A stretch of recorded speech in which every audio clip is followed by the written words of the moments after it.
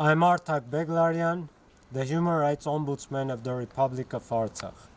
I repeatedly called upon the international community, attracting attention on the war crimes perpetrated by the Azerbaijani armed forces on the recent days. Azerbaijani armed forces started targeting intentionally civilian objects and population, as a result of which we have already tens of casualties and much more wounded.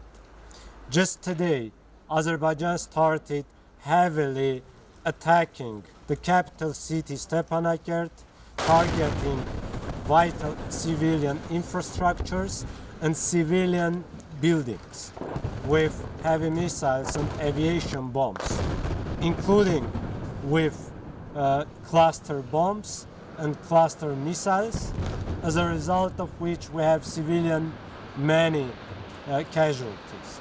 We have now humanitarian disaster in Artsakh, and my call upon the international community is to react properly, to stop talking and start acting.